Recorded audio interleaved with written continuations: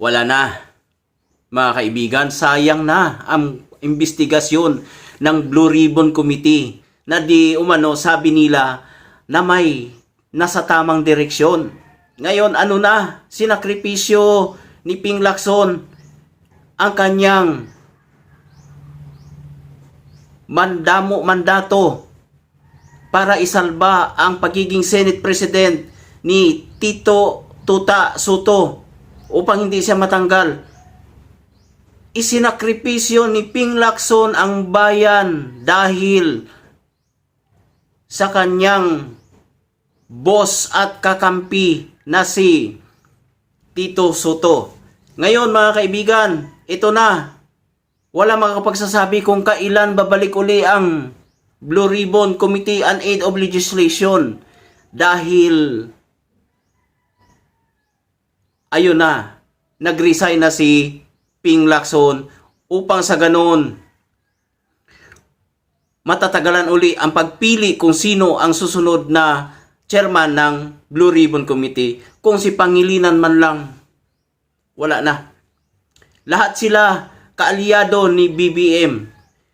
Ang lahat ng ito, mula sa mga congressman hanggang kay Sandro Marcos, Saldico at kay Martin Romualdez, magpagtatakpan ito mga kaibigan. Sinasabi ko sa inyo, doon pa man nung pagkaupo ni Ping Lacson, alam ko na ang mangyayari.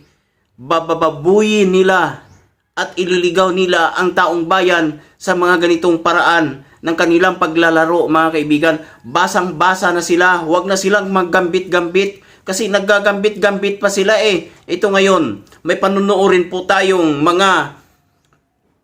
mga reaksyon na galing kay former President, Senate President Franklin Drilon mga kaibigan. Ngunit nakikiusap po ako sa iyo, kung bago ka lamang po sa aking channel, sana po ay paki-like at paki-subscribe.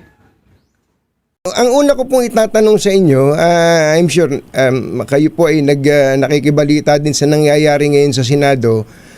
Magbibitiw po o nagbitiw na si Senator Ping Lacson bilang chairman ng Blue Ribbon Committee at ang kasunod pong balita dyan ay magkakaroon na naman di umano ng kudeta sa Senado.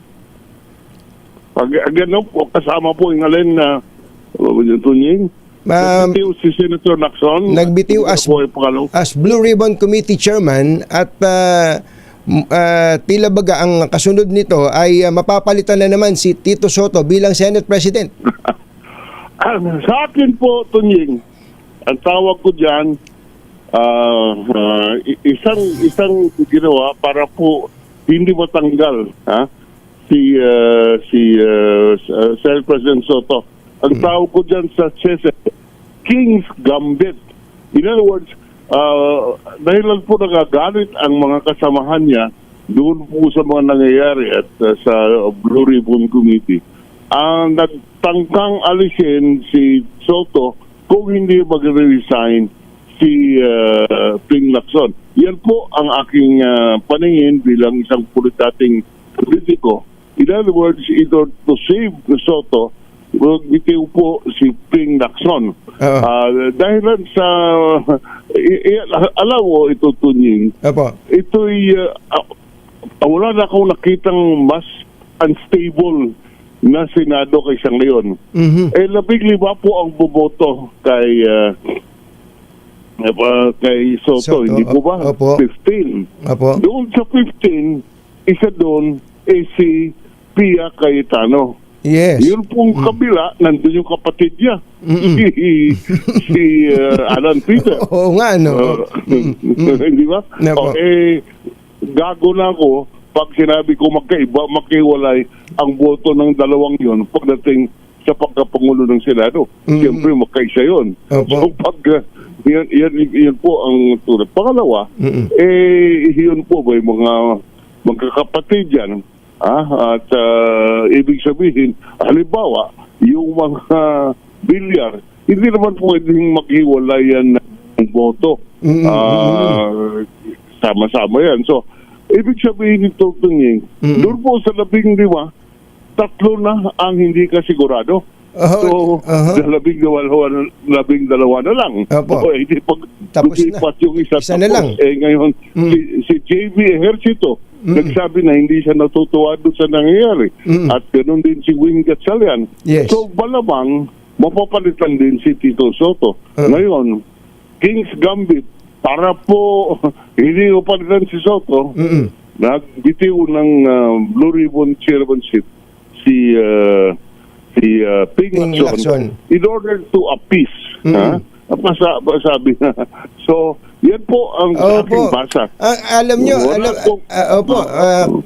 coming from you, ay nagkakaroon tuloy kami ng kaliwanagan dito po sa nangyayari sa Senado. In other words, si Senator Lacson ang sakripisyo to save the king.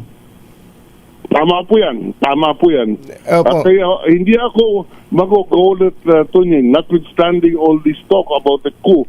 Pag na-maintain po I will not be surprised if Tito Soto remains the Senate President. Hindi po ako magugulat kung dahilan po sa pagbitiw ni Senator Lacson, manatiling Pangulo ng Senado si Tito Soto. Yun mga kababayan, mapatapos po natin panoorin, ito na. Lantara na yung pagiging sindikato nila.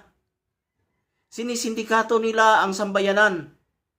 Gusto nila mawala sa isipan ng tao, makalimutan, mapahupa ang galit ng tao dahil sa re-resign ni Ping Lacson sa pagiging chairman ng Blue Ribbon Committee. Ngayon mga kaibigan, mapaparam na ba yung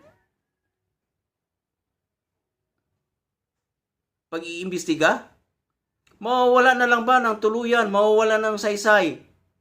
At hahayaan na lang na mapunta sa mga panulay yung pera ng taong bayan, lalong-lalo na pinaghihirapan ng mga OFW, ng mga taxpayers. Abay, hindi tayo papayag. Dapat alisin si Tuta Soto sa Senado. Kaya sana magkaisa tayo. Isigaw natin sa Mayo 12, kayong mga Gen Z, lumabas na kayo. Mga youth leaders, ACRO, Taugama, instrakan nyo na yung mga sakop ninyo na kumilos ng mapayapang paraan, huwag sa magulong paraan.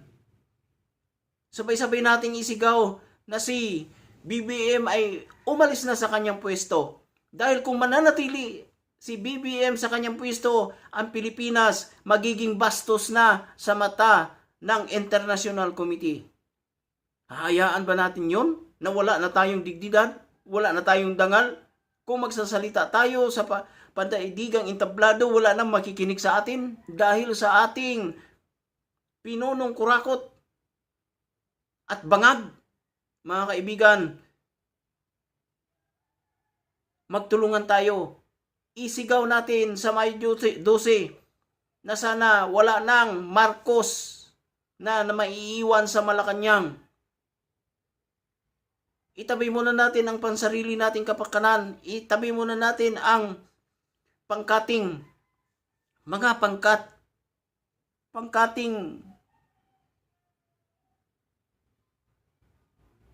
katwiran.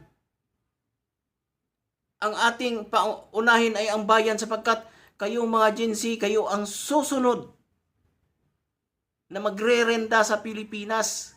Kami matatanda na, wala na. Sa inyong kamay, nakasalalay ang kinabukasan ng Pilipinas, kaya lumabas na kayo upang sa ganun, magsama-sama tayo, isigaw natin sa mapayapang pamaraan na Marcos resign. Kailangan natin na mapalitan at mapatalsik na ang rehimeng Marcos dahil ilang beses na nilang sinasalaula ang saligang batas. Dahil sila nasa administrasyon, sila ang namumuno, wala tayong magawa, pero ang gagawin natin, magkaisa, kapit-bisig, itabi ang sariling pangatwiran, kundi ang pagtuunan natin ng pansin ang pagpapalayas sa semi-diktador na pamahalaan. Maraming salamat.